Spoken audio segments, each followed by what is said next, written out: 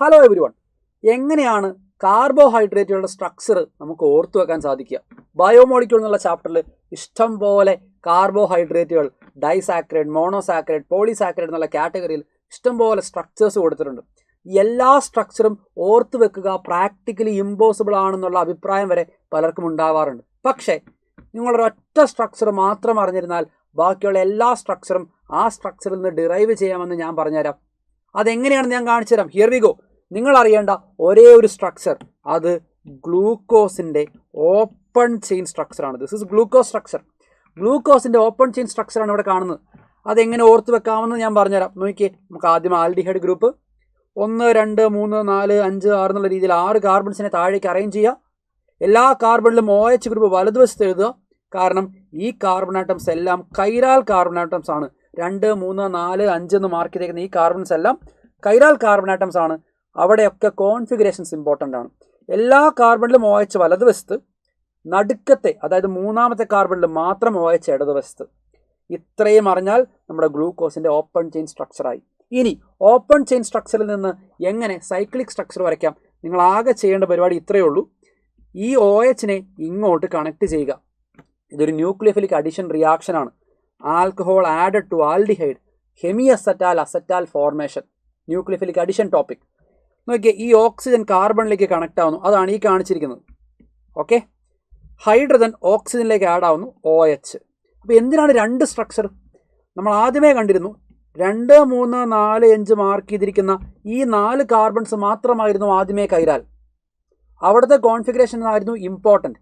പക്ഷേ നോക്കുക, ഈ ഓക്സിജൻ ഈ കാർബണിലേക്ക് അറ്റാക്ക് ചെയ്യുന്നത് വഴി കാർബൺ നമ്പർ 1ഉം ഇപ്പോൾ കൈരാലാണ്.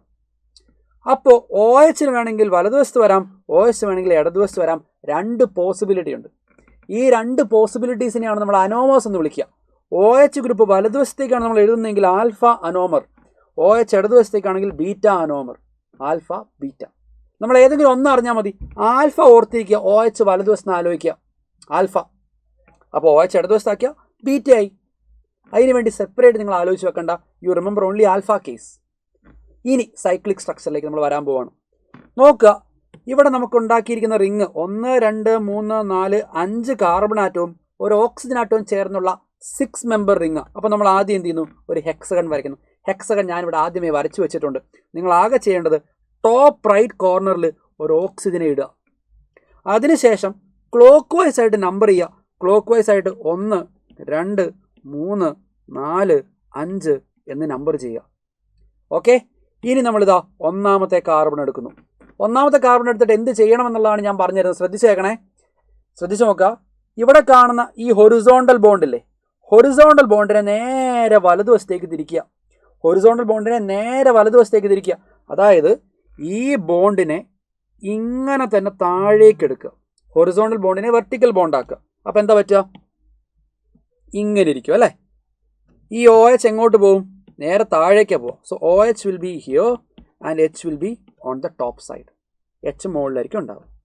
ഇതേ പ്രോസസ്സ് നമ്മൾ ഓരോ കാർബണിലും റിപ്പീറ്റ് ചെയ്യുക. രണ്ടാമത്തെ കാർബണിൽ വരുവാണെങ്കിൽ അവിടെയും OH താഴേക്ക്, H മുകളിലേക്ക്. മൂന്നാമത്തെ കാർബണിൽ നമുക്കറിയാം വ്യത്യാസമുണ്ടല്ലേ. H താഴേക്ക്, OH മുകളിലാണ് ഉണ്ടാവുക. കാരണം ഇവിടെ മാത്രം കോൺഫിഗറേഷൻ വ്യത്യാസമുണ്ട്. നാലാമത്തെ കാർബണിൽ സാധാരണ പോലെ എഗെയിൻ OH താഴേക്ക്, H മുകളിലേക്ക്. അഞ്ചാമത്തെ കാർബൺ, അതായത് അവസാനത്തെ കാർബൺ എത്തുമ്പോൾ എപ്പോഴും നിങ്ങൾ ശ്രദ്ധിക്കുക, CH2OHനെ നമ്മൾ മുകളിൽ കീപ്പ് ചെയ്യുക, Hനെ നമ്മൾ താഴെ കീപ്പ് ചെയ്യുക. CH2OH മുകളിൽ, H താഴെ. നമ്മുടെ ഗ്ലൂക്കോസിൻ്റെ സൈക്ലിക് സ്ട്രക്ചർ റെഡി. നമ്മൾ അറിയേണ്ട എല്ലാ മോണോസാക്രൈഡുകളും നമ്മൾ കംപ്ലീറ്റ് ചെയ്തു. ഗ്ലൂക്കോസായി, ഫ്രക്ടോസായി, ഗലക്ടോസായി. Now what? ഡൈസാക്രൈഡ്സ്. ഓരോന്നിലേക്ക് നമുക്ക് പോയി നോക്കാം. നമുക്ക് 3 ഡൈസാക്രൈഡുകളെ പറ്റിയാണ് പഠിക്കാനുള്ളത്. Sucrose, lactose and maltose. Easy. നോക്കുക, ഡൈസാക്രൈഡുകൾ ഫോം ചെയ്യുന്നത് മോണോസാക്രൈഡുകൾ ചേർന്നിട്ടാണ്. ഇപ്പോൾ സൂക്രോസ് എന്ന് പറയുന്നത് ഒരു ആൽഫ ഡി ഗ്ലൂക്കോസും ഒരു ബീറ്റ ഡി ഫ്രക്ടോസും ചേർന്നിട്ടാണ് ഉണ്ടാവുക. ഇത് ആൽഫ ഡി ഗ്ലൂക്കോസ് അല്ലേ, OH താഴേക്ക്. അതുപോലെ ഇത് ബീറ്റ ഡി ഫ്രക്ടോസ് ആണ്. നമ്മളിവിടെ സ്പെഷ്യലി അറിഞ്ഞിരിക്കേണ്ട ഒരു കാര്യം എന്ന് പറയുന്നത് കണക്ഷൻ, ലിങ്ക് എവിടെ നിന്ന് എവിടേക്കാണെന്നുള്ള കാര്യം അറിഞ്ഞിരിക്കണം. Carbon number 1 of alpha D ഗ്ലൂക്കോസിൽ നിന്ന് carbon number 2 of beta D ഫ്രക്ടോസിലേക്കാണ് കണക്ഷൻ വരുന്നതെന്നുള്ള കാര്യം അറിഞ്ഞാൽ മാത്രം മതി. ബാക്കിയെല്ലാം നേരത്തെ നമ്മൾ കണ്ട കാര്യങ്ങൾ തന്നെ. There is nothing new. അതുപോലെ ദാ മാൾട്ടോസ്. മാൾട്ടോസ് എന്ന് പറയുമ്പോൾ 2 ആൽഫ ഡി ഗ്ലൂക്കോസ് യൂണിറ്റുകൾ ചേർന്നിട്ടാണ്. ആൽഫ ഡി ഗ്ലൂക്കോസ് ആകുമ്പോൾ ഫസ്റ്റ് കാർബണിൽ OH താഴേക്ക്, ഇവിടെയും അങ്ങനെ തന്നെ. നോക്കിയേ, ഇവിടെ ഉണ്ടായിരുന്ന ഒരു വാട്ടർ മോളിക്യൂൾ നമ്മൾ എന്ത് ചെയ്യുന്നു, റിമൂവ് ചെയ്യുന്നു. And you are getting maltose. അപ്പോൾ 2 ആൽഫ ഡി ഗ്ലൂക്കോസ് ചേർത്ത് വെച്ചാൽ മാൾട്ടോസ് ആയി. അതുപോലെ 2 beta D galactose beta D glucose യൂണിറ്റുകൾ ചേർത്ത് വെച്ചാൽ ലാക്ടോസ് ആയി. ഇപ്പോൾ ബീറ്റ ഗ്രൂപ്പുകളാണ്. ലാക്ടോസിലെ 2 കമ്പോണൻറ്റ് ബീറ്റ കമ്പോണൻറ്റുകളാണ്. അപ്പോൾ ആദ്യത്തെ കാർബണിലെ OH എവിടെയായിരിക്കും, മുകളിലായിരിക്കും അല്ലേ? ആൽഫ ആകുമ്പോൾ താഴെ, ബീറ്റ ആകുമ്പോൾ മുകളിൽ. കറക്റ്റ്. നൗ നോക്കിയേ, ഗലക്ടോസ് വരയ്ക്കാൻ നമ്മൾ ആകെ ചെയ്യേണ്ടത് എന്താ, കാർബൺ നമ്പർ 4ലെ OHും Hഉം മുകളിലേക്കും താഴേക്കും മാറ്റുക. അപ്പോൾ ഇവിടുത്തെ OH മുകളിലേക്ക് പോകുന്ന നോക്കിയേ, ഗലക്ടോസ് ആയി. സിമ്പിൾ. സോ ലാക്ടോസും ആയി. പക്ഷെ ഇവിടെ നോക്കുക, ബീറ്റ കമ്പോണൻ്റ് ആണെന്ന് ഓർക്കണം. ഇങ്ങനെ നിങ്ങൾ ശ്രദ്ധിക്കേണ്ട എല്ലാ കാര്യങ്ങളും ഞാൻ നിങ്ങൾക്ക് വേണ്ടി ഒരു ടേബിളായിട്ട് ഇവിടെ ഉണ്ടാക്കി വെച്ചിട്ടുണ്ട്. സൂക്രോസ് കമ്പോണൻ്റ് ആയിരിക്കും alpha D glucose and beta D fructose. Alpha D ഗ്ലൂക്കോസിലെ C1ൽ നിന്ന് ബീറ്റ ഡി ഫ്രക്ടോസിലെ C2ലേക്കാണ് കണക്ഷൻ. ഓക്കെ. അപ്പോൾ ഈ ലിങ്കിനെ എനിക്ക് ഒരു ആൽഫ ബീറ്റ ലിങ്ക് എന്നൂടെ വിളിക്കാം. കാരണം ഒരു ആൽഫ യൂണിറ്റിൽ നിന്ന് ഒരു ബീറ്റ യൂണിറ്റിലേക്കുള്ള ലിങ്ക് അല്ലേ. So this is an alpha beta link. മാൾട്ടോസിൽ പക്ഷേ 2 ആൽഫ ഡി ഗ്ലൂക്കോസ് യൂണിറ്റുകളാണ്. Carbon number 1 of first alpha D glucose to carbon number 4 of second alpha D glucose. അപ്പോൾ ആൽഫ ലിങ്കിനെ നമ്മൾ വിളിക്കുക ആൽഫ ലിങ്ക് എന്നും. അതുപോലെ ലാക്ടോസിൽ 2 ബീറ്റ യൂണിറ്റുകളല്ലേ. അപ്പോൾ ബീറ്റ ടു ബീറ്റനെ നമ്മൾ ബീറ്റ ലിങ്ക് എന്നൂടെ വിളിക്കാറുണ്ട്. അതും C1 to C4 ആണെന്നുള്ള കാര്യം ഓർത്തിരിക്കുക. ഈ 3 ഡൈസാക്രൈഡിൽ ഒരേ ഒരാൾ മാത്രമാണ് നോൺ റെഡ്യൂസിങ്. അതാരാണ്? സൂക്രോസ്. നമ്മൾ സ്പെഷ്യലി പഠിക്കുന്ന ഒരേ ഒരു നോൺ റെഡ്യൂസിങ് ഷുഗർ സൂക്രോസ് ആയിരിക്കും. Let's go to polysaccharides. അവസാനത്തെ ഭാഗം. പോളിസാക്രൈഡിൽ ആദ്യത്തെ ആളാണ് സ്റ്റാർച്ച്. സ്റ്റാർച്ചിൽ 2 കമ്പോണൻ്റ് ഉണ്ട്, അമൈലോസ് ആൻഡ് അമൈലോപെക്റ്റിൻ അല്ലേ. അമൈലോസ് ആരാന്നറിയത്? Alpha D glucose. പിന്നെയും ആൽഫ ഡി ഗ്ലൂക്കോസ്. ഓക്കെ. മാൾട്ടോസിൽ നമ്മൾ ചെയ്തത് എന്താ, 2 ആൽഫ ഡി ഗ്ലൂക്കോസിലെ അടുത്തെടുത്ത് വെച്ചു.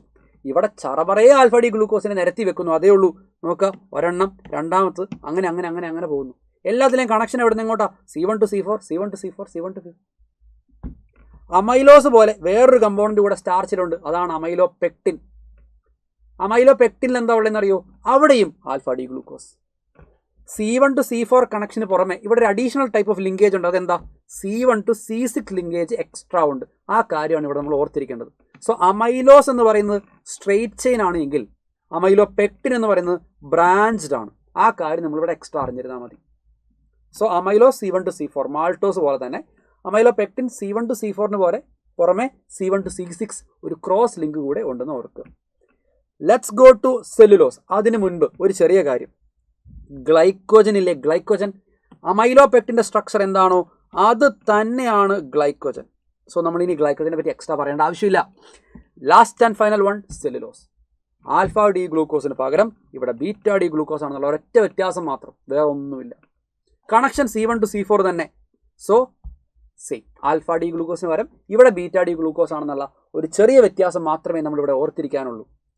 നോക്കുക, എല്ലാ പോളിസാക്രൈഡും നമ്മൾ കംപ്ലീറ്റ് ചെയ്തു. എഗെയിൻ പോളിസാക്രൈഡ് പെട്ടെന്നൊന്ന് റിവൈസ് ചെയ്യണമെങ്കിൽ നിങ്ങൾ അറിയേണ്ട എല്ലാ കാര്യങ്ങളും ഞാനിതാ ഇവിടെ ആഡ് ചെയ്ത് വെച്ചിട്ടുണ്ട്. സ്റ്റാർച്ചിൽ amylose and amylopectin, alpha D glucose. ഗ്ലൈക്കോജനിലും alpha D glucose. Amylose C1 to C4 linking മാത്രം.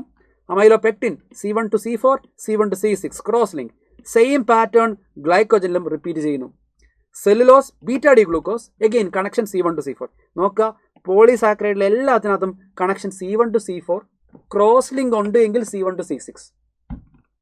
പരിപാടി കഴിഞ്ഞു. ഇത്രയും കാര്യങ്ങളാണ് സ്ട്രക്ചറിനെ ബേസ് ചെയ്തിട്ട് നിങ്ങൾക്ക് വരാൻ പറ്റുന്ന എല്ലാ ചോദ്യങ്ങളും, നിങ്ങൾക്ക് ക്രാക്ക് ചെയ്യാൻ ആവശ്യമായ ഡാറ്റ. അപ്പോൾ ഈ മൊത്തം പ്രോസസ്സ് നമ്മൾ സ്റ്റാർട്ട് ചെയ്ത് എവിടുന്ന? Everything was started from glucose open chain structure. ഈ ഓപ്പൺ ചെയിൻ സ്ട്രക്ചർ അറിയാമെങ്കിൽ ബാക്കിയുള്ള എല്ലാ സ്ട്രക്ചേഴ്സും നിങ്ങൾക്ക് സ്വന്തമായി മേക്ക് ചെയ്യാവുന്നതേ ഉള്ളൂ. സോ നിങ്ങൾ എന്ത് ചെയ്യുക, ഒരു തവണ ഈ സ്ട്രക്ചറുകളെല്ലാം സ്വന്തമായി ഒന്ന് എഴുതി നോക്കുക. സ്റ്റാർട്ടിങ് ഫ്രം ഗ്ലൂക്കോസ് ഒരു തവണ എഴുതി നോക്കിയാൽ നിങ്ങൾക്ക് കോൺഫിഡൻസ് 10 times ബെറ്റർ ആക്കാൻ പറ്റും. ഓക്കെ. സോ ഈ ഒരു സെഷൻ നമുക്ക് ഇന്ന് ഇവിടെ വൈൻഡപ്പ് ചെയ്യാം.